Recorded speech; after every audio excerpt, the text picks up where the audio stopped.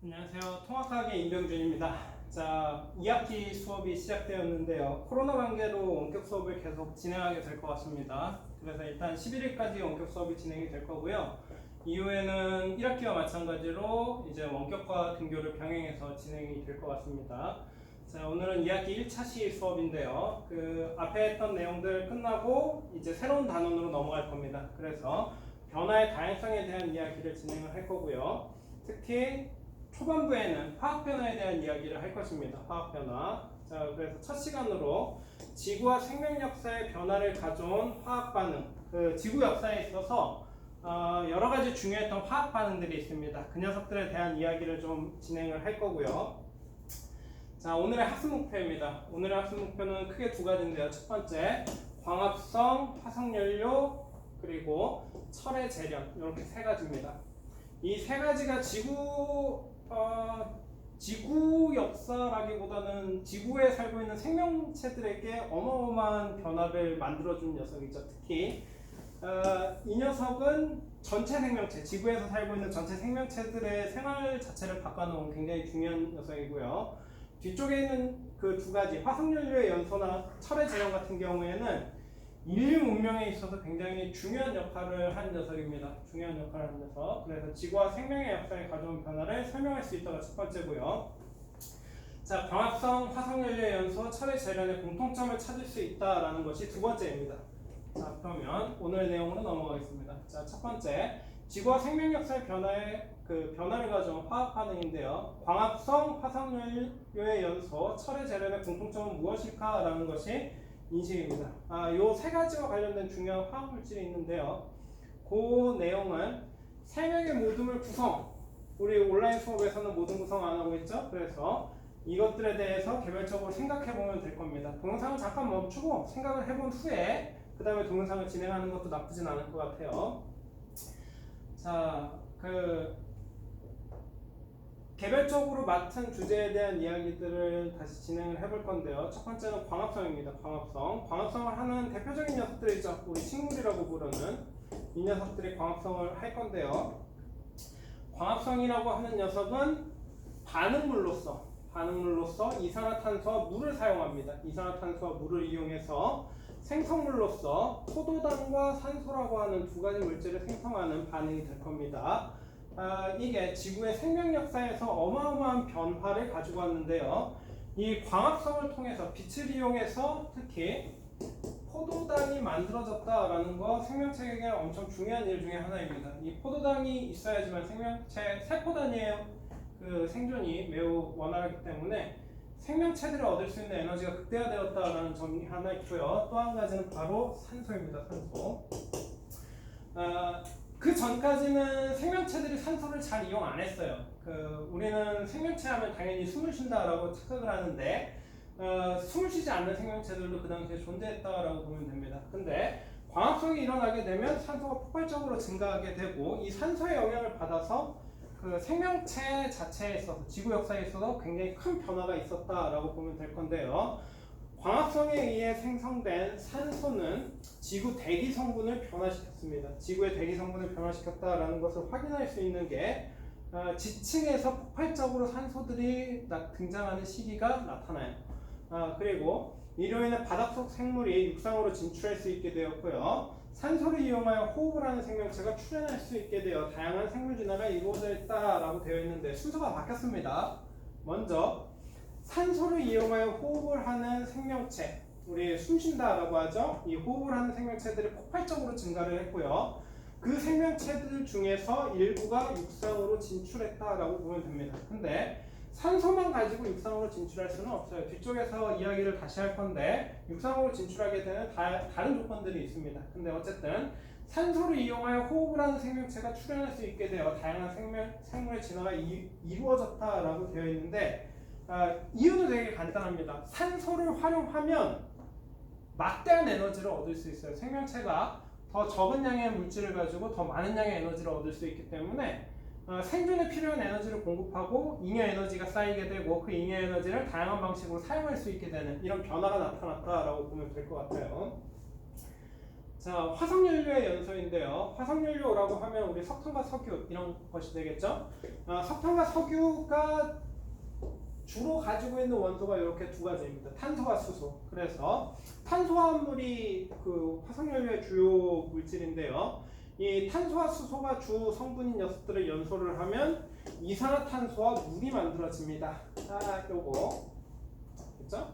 그래서 지구 생명 역사에 가져온 변화인데요. 화석연료의 연소 반응은 인간에게 일시에 많은 에너지를 사용할 수 있게 해주어 기계 사용을 통한 대량 산업의 바탕을 둔 산업혁명을 가능하게 하였다라고 보면 됩니다.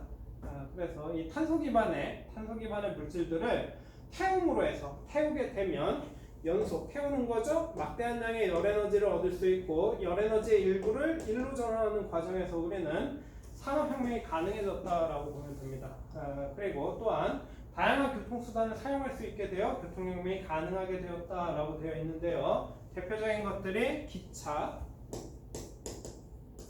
그리고 선박, 그리고 최근에 요거는 이제 두 가지 모두 석탄만 이용해도 사용할 수 있는 그 운송수단입니다. 기차라든가 선박 그런 것들. 그리고 우리가 많이 사용하는 것 중에 자동차가 있죠. 자동차.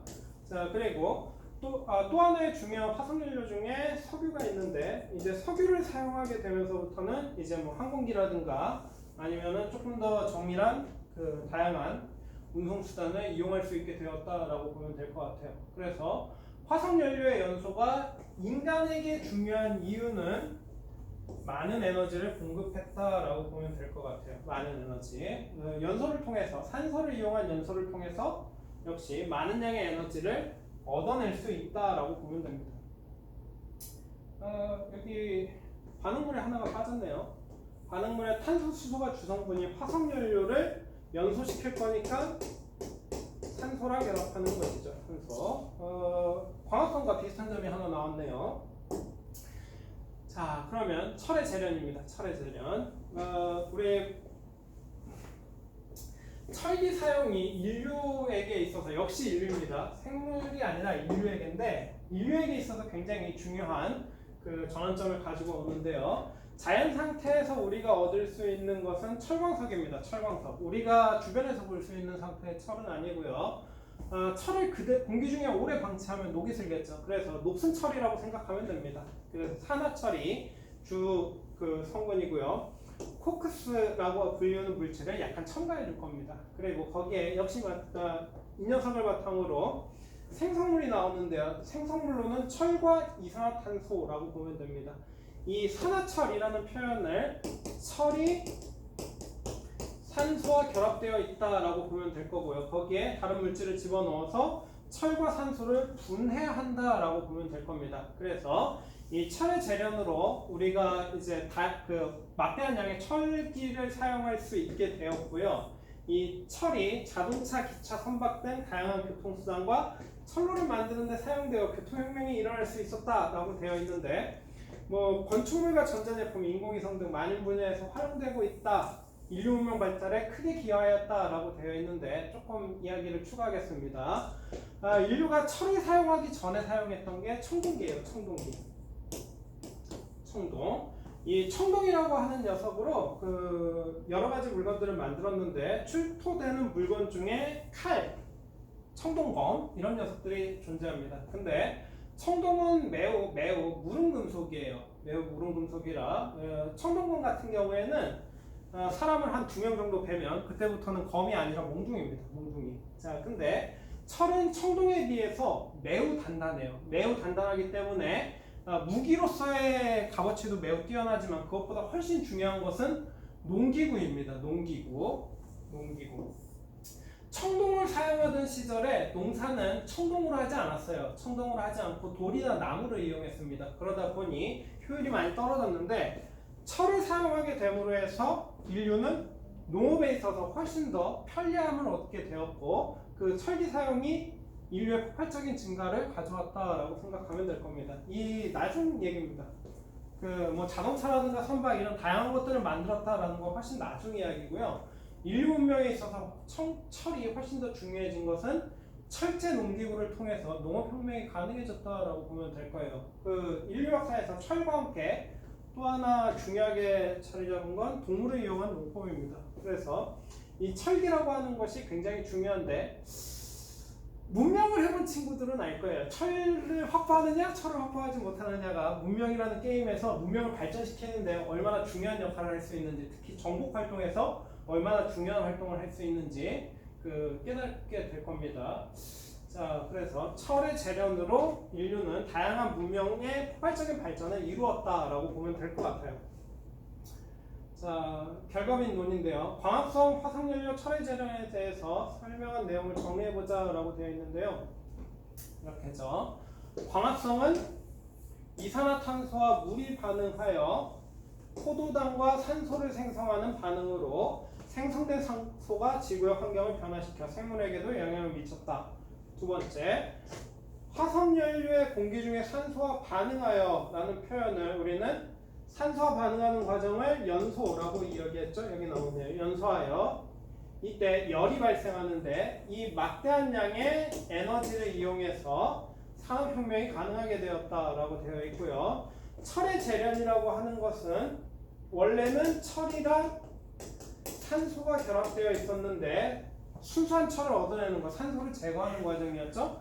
그래서 산화철에서 산소를 떼어내어 순수한 철을 얻게 되었고 이 철을 이용하게 되면서 인류 문명이 크게 발전하였다라고 되어 있습니다. 보면 다 여기 있죠. 여기 특정 물질과 관련이 있네요. 특정 물질, 산소. 그래서 지구 역사, 특히 인류 문명, 생명체와 인류 문명에 있어서 이 산소라고 하는 녀석에 굉장히 중요한 역할을 했다라고 보면 될 것 같습니다. 그래서 공통점을 설명해보자. 모두 산소가 관여하는 반응이다. 그래서 산소랑 결합하는 녀석도 있고요. 산소를 떼어내는 과정도 있었죠. 그래서 이 산소가 굉장히 중요한 역할을 한다라는 것을 설명하기 위해 세 가지 이제 사례를 든 건데요. 사실 산소는 지금도 여러분에게 굉장히 중요한 역할을 하고 있습니다. 우리 숨 쉬고 있죠. 숨 쉬고 있기 때문에 우리가 살 수 있는데 반대로 우리가 천천히 늙어서 죽는 이유도 이 산소 때문입니다. 노화의 원인으로 현재는 산소를 이야기하고 있고요. 산소 같은 경우에는 그 독성 물질의 하나입니다. 그래서 지금 대기 중에 산소 농도가 지금보다 좀 많아지거나 한다면 인류에게 큰 위협으로 작용할 수 있습니다.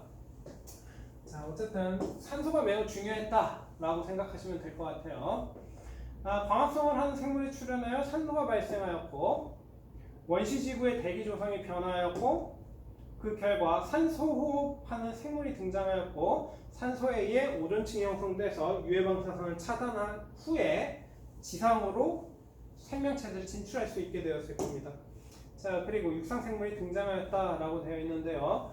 원시지구의 대기 조성이 변화해서 중요한 건 산소의 비율이 엄청나게 폭발적으로 증가하였고요. 이 산소가 대기 중에서 그냥 존재하지 않고 그 전까지 있었던 물질인 철하고 결합을 하여 대량의 산화철이 발생하기도 하였습니다. 그래서 이 산화철을 우리가 재련을 해서 철을 이용하고 있는 것이죠. 자, 화석연료가 인류 발전에 미친 영향인데요. 화석연료는 지질시대 생물의 유해입니다. 생명체가 죽고 땅에 묻혀가지고 그 녀석들이 변화해서 나타난 것인데요. 예로 석탄, 석유, 천연가스 이렇게 있습니다. 그래서 저 녀석들을 활용해서 우리는 다양한 그 연소 과정을 통해서 막대한 양의 에너지를 얻고 있다라고 보면 되겠죠. 자, 화석연료가 연소하면서 산소와 반응하여 많은 열을 방출한다라고 되어 있습니다. 그래서 글자가 겹쳤네요. 인류입니다. 인류의 주요 에너지원으로 사용되고 있다라고 보면 될 것 같아요. 자, 18세기 얼마 안 됐죠? 석탄을 에너지원으로 하는 증기기관, 산업혁명에 있어서 굉장히 중요한 녀석이었죠. 증기기관의 발명으로 산업혁명이 일어났고요. 그리고 또 하나 석유입니다. 석유. 석탄은 운송수단에 이용하기가 되게 까다로워요. 뭐가 까다롭냐 하면 연소시키기 위해서 연소시키기 위해서 연소하는 공간이 별도로 존재할 건데 거기에다가 이제 화석연료를 집어넣어야 되는데 석탄은 고체이기 때문에 연료를 공급하는 데서 굉장히 까다롭습니다. 그래서 삽으로 퍼서 집어넣어야 되니까 자동으로 공급하는 게 매우 힘들어요. 하지만 석유는 액체이기 때문에 그 에너지원으로서 공급하기가 되게 쉬워집니다. 그래서 석유가 교통수단, 주택, 산업 등의 에너지원으로 현재 이용되고 있다라고 보면 되는데요. 여기에서 조금 정정하겠습니다. 얘는 좀 빼는 게 좋아요. 주택과 산업 등에서 에너지원으로 사용된다? 빼는 게 좋습니다. 왜냐하면 저런 대단지에 이용되는 에너지원으로는 사실 석유도 좋지만 화석연료를 그대로 이용하는 것도 나쁘지 않아요. 무슨 얘기냐 하면 요즘에는 거의 사용하고 있지 않지만 우리 고체연료, 집에서 고체연료를 사용하고 있었죠. 주택에서 이제 아직도 봉사활동 있잖아요. 연탄 이런 것들을 만들어서 주택에서 사용한다라든가 하는 방식으로 석유가 아니라 석탄 쪽을 에너지원으로 훨씬 더 많이 이용했고요. 우리 산업 등 이야기를 하면 산업의 에너지원으로서 우리는 화력 발전을 이야기하는데 화력 발전에서는 석유 안 씁니다. 석유를 안 쓰는 이유가 되게 간단해요. 비싸서 안 씁니다. 석탄이 훨씬 싸요. 그래서 화력 발전은 아직도 석탄을 공급하고 있고 그러다 보니 저 두 개는 석유를 이용한다기보다는 아직도 석탄에 의존하는 경향이 좀 더 크다라고 생각하시면 될 것 같아요. 석유가 비싸기 때문에 여기에 이용하기도 바빠요. 여기에 이용하기도 부족하기 때문에 아직은 이쪽으로는 석유를 잘 사용하지 않는 추세입니다. 요거 주택과 산업, 주택에서 연탄을 대체한 거는 석유가 아주 짧게 대체를 했었죠. 그래서 석유 보일러를 짧게 대체를 하고 요즘에 많이 쓰는 것은 도시가스로 바로 넘어가 버렸습니다. 천연가스. 그래서 이런 식으로 변화가 된 거지. 석유가 실제 주택과 산업 등에서 큰 에너지원으로 활약한 시기는 매우 짧다라고 보면 될 것 같아요. 자, 철의 재련이 인류 발전에 미친 영향인데요. 철광석의 형태로 존재하면 철광석은 산화철이라고 했죠? 산화철 이렇게 되어 있습니다. 자, 순수한 철을 얻는 것을 철의 재련이라고 부릅니다. 자연 상태에서는 이렇게 존재한다라는 거예요. 그래서 이것을 우리가 알고 있는 은색의 철로 바꿔주는 과정이 바로 재련인 겁니다. 그래서 재련 과정을 통해서 순수한 철을 얻게 되면 본격적으로 철을 이용하는 철기 시대를 기대가 아니겠죠? 시대겠죠. 시대를 열어 문명을 발달시켰다라고 보는데요. 이 철기 문명이 굉장히 오랫동안 지속이 됩니다. 철기 문명이 굉장히 오랫동안 지속이 되고 최근에는 이 철기를 좀 더 원활하게 다듬는 다양한 기술들이 제공되고 나서 이런 다양한 제품들에 이용이 되었다라고 보면 될 것 같아요. 그렇죠? 그래서 철기 시대, 청동기 시대를 문 닫고 철기 시대가 시작되면서 인류 문명에 있어서 크나큰 발전이 있었는데 그것을 가능하게 했던 것은 철기를 이용한 농기구라고 했어요. 농기구. 이거 아닙니다. 이것도 물론 중요하지만 인류 역사에게 훨씬 더 중요한 걸 꼽아라 라고 하면 교통수단이 아니라 농기구. 농업이 폭발적으로 증가하게 되었다. 훨씬 더 많은 생산물을 얻을 수 있게 되었고 그 결과 훨씬 더 많은 인구를 부양할 수 있게 되었고 인구가 많아지니까 자연스럽게 다양한 문화들이 발전하게 되었다 이렇게 생각하면 될 것 같습니다. 자, 그러면 다음으로 넘어가겠습니다. 자, 개념 정리인데요. 생물이 빛에너지를 이용하여 이산화탄소와 물을 포도당과 산소로 만드는 반응, 이거 우리 광합성이라고 불렀죠. 광합성 생물이 출현하여 대기 중에 산소 농도가 증가하였고 지구와 생명의 역사에서 변화를 가져왔다라고 했는데 우리는 호흡을 하고 있기 때문에 호흡을 하는 생명체들에게 엄청난 기회가 된 거예요. 산소가 많아졌고 호흡을 원활하게 할 수 있고 에너지를 많이 얻어서 진화할 수 있게 되었다라는 건데 다시 한번 이야기하지만 산소는 독성물질이라고 했죠. 우리처럼 호흡을 하지 않는 생명체들에겐 치명타로 작용합니다. 그래서 생물종 등에서 호흡을 하는 생물들과 호흡을 하지 않는 생명체들이 있었는데 산소를 이용하지 않는 생명체들은 거의 멸종했다라고 봐도 돼요. 거의 멸종하였다. 그래서 생명 역사에서 큰 변화를 가져온 겁니다. 저 산소의 발생이. 자, 두 번째고 광합성 화석연료 철 재련의 공통점은 특정한 물질이 관여를 했었죠. 그것이 바로 산소입니다. 그래서 얘는 철과 산소가 결합되어 있던 거에서 산소를 뜯어내는 과정이다라고 얘기했고, 광합성이라고 하는 것은 이제 그 포도당과 산소를 만들어내는 과정, 화석연료 연소는 산소를 붙이는 과정, 이런 식으로 이야기를 했었죠. 자, 그러면 광합성을 하는 생물이 출현하면서 원시지구 대기에 어떤 변화가 나타나는지 설명해보자. 간단하죠. 광합성을 하면 산소가 폭발적으로 증가할 거라. 이산화탄소의 양은 줄고 산소가 증가하였다라고 보면 될 거고요. 이 산소를 이용해서 만드는 것이 오존입니다. 오존. 그래서 산소 원자가 3개 결합되어 있으면 우리 오존이라고 부르는데요. 그래서 오존층이 형성되었다 이야기하면 될 거고요. 자, 일상생활에서 화석연료 연소를 이용하는 사례를 찾아보자라고 되어 있는데, 열에너지를 얻어내는 다양한 방법들이 이 녀석이라고 보면 됩니다. 물론 요즘엔 전기 이용해서 열에너지를 얻는 그 가전제품들도 있는데, 그래서 뭐 도시가스, 그 도시의 장점이죠. 그 가스를 공급해서 난방이나 조리를 한다. 근데 조리는 요즘에 전기에너지로 좀 넘어가고 있습니다. 이 가스레인지가 좀 위험한 측면이 있어서 전기레인지로 넘어가는 측면이 있고요.